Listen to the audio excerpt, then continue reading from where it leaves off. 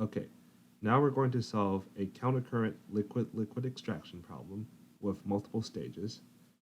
And so this problem uses the same system. So we have, once again, acetic acid, water, and isopropyl ether. And we're basically asked to do the mass balances and then find the number of equilibrium contacts. So I have right here the ternary phase diagram of the system. And if you don't recall how we obtained this graph, then I would recommend looking at my earlier video where I do this whole thing in Excel. Otherwise, we're going to jump straight to the first problem, which is to find the acetic acid weight fraction in the outlet extract stream. So this is an overall mass balance, and for any liquid-liquid extraction problem, you're going to want to calculate the mixing point to do your overall mass balance. So first of all, before we begin, let's start by finding the points of the compositions that we already know. So the feed is 40% acetic acid and 60% water. So it's going to lie, since water is the x-axis and acetic acid is the y-axis, it's going to be here. And yeah, there we go.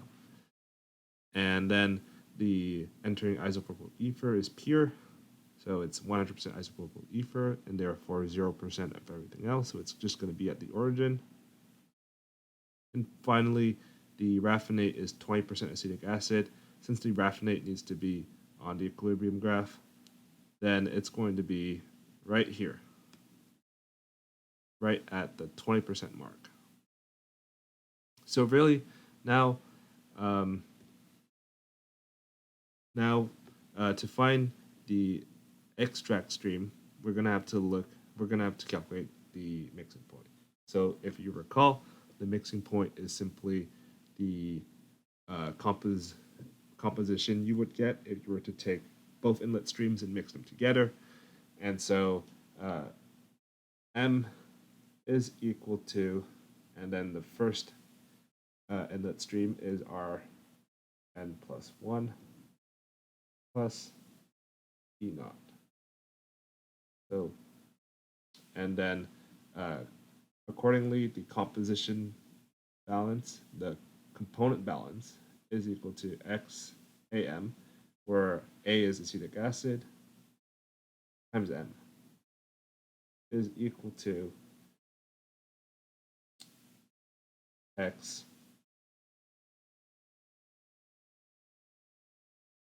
XA times N plus 1, R N plus 1, and then this plus Y naught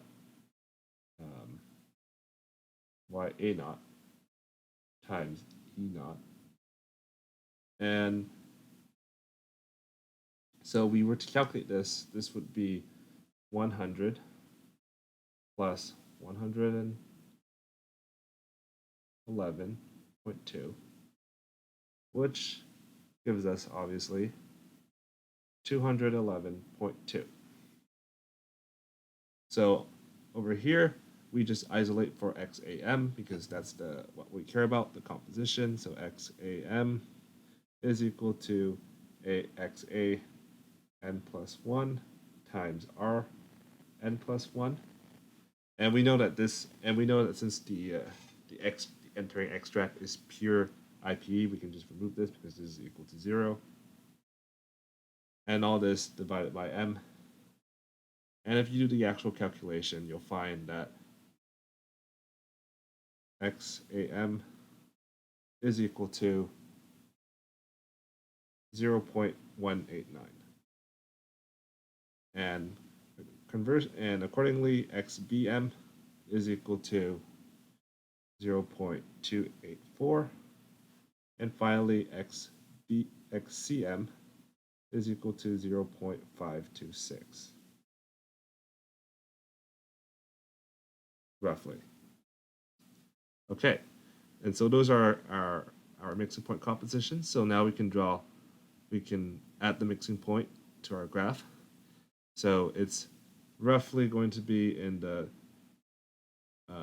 28 28% and then 19% range. So it's going to be somewhere here. And so this is a good spot, actually. Now, and this is our mixing point. So remember that the mixing point has to pass through, so the line between the outlet streams has to pass through the mixing point, and the line between the inlet streams also has to pass through the mixing point. So just to demonstrate that, I'm going to draw a line from the feed to the entering extract, like so. And as you can see, it passes perfectly through the mixing point. So the next step is to just draw a line from the outlet raffinate and just pass it through the mixing point and see where we end up on the extract line. And that is not a good line. So let's try that again. There we go. And yeah, pass through the mixing point. And there we are. And so it looks to me that our extract is roughly 18% acetic acid. So let's just write down the compositions here. So for our raffinate, we have 20%, so 0.2 acetic acid, 77% water, and then the rest, which is 3% IPE. And then for our extract, it looks like the composition is roughly 18% acetic acid, and then roughly 6% water. And then the balance is IPE. And so that answers the first question. So moving on. Okay, so now the second part of the question, and here we're asked to find the flow rates of the outlet raffinate and extract streams. So this is pretty simple. Let's just do a mass and component mass balance, and our raffinate n+1 plus E0 is equal to E1 En, plus R1. And we happen to know these two because they were specified in the problem statement. You also have the component mass balances. So Xn plus 1 for A times Rn plus 1 plus Y A0 times E0 is equal to Y An En plus X A1 R1. Right? So in the previous problem, we actually determined all the compositions. And since we know the flow rates for these, that means that we have two equations and two unknowns, so we can easily solve for the answer.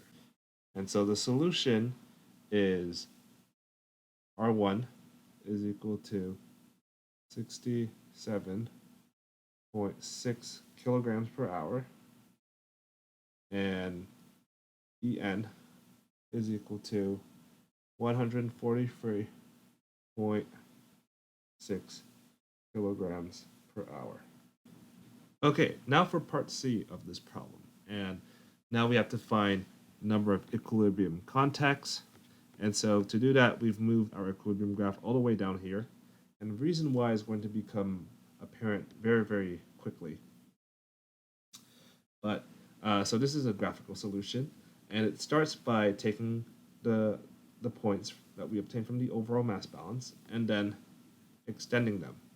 So what this means is actually that since these points here represent points at the same streams at the same part of the column, we basically need to connect them with a line and then extend this line until it intersects with the extension of this line. And so it's much easier to just do this than to try to explain it. So I'm going to go ahead and draw the lines.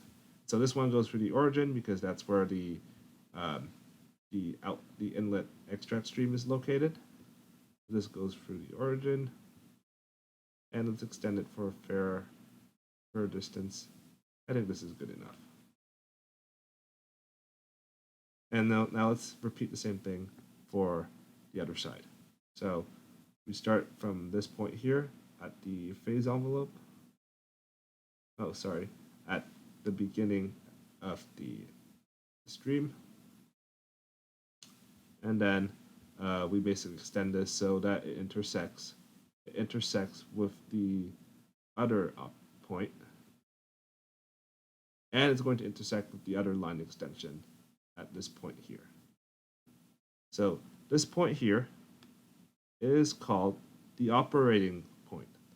And it is called this way because every extension that you see like this is going to pass through this point. So what I mean by that is now that we have this point, we can actually draw a tie line. And so this tie line is going to tell us where the other stream is at after this equilibrium contact. So let's go ahead and do that.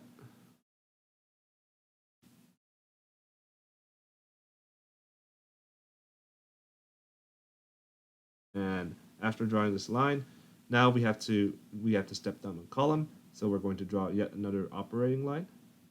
And in this case, it is going to once again pass through the operating point. So if I can draw a line, that would be very helpful.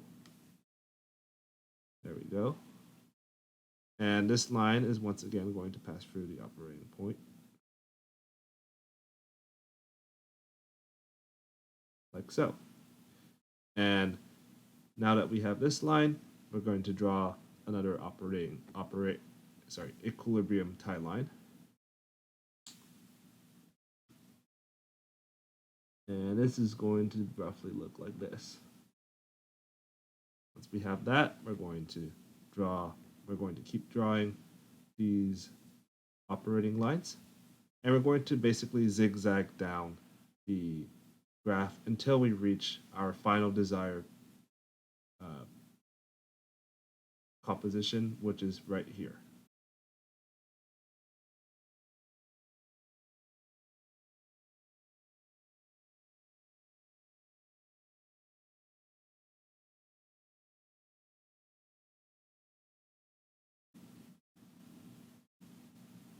And this one actually is going to end up roughly at our final point. So now we can say that since there are 4 operating lines, then there are 4 equilibrium contacts, and therefore this system has 4 stages. So the final answer is 4 stages.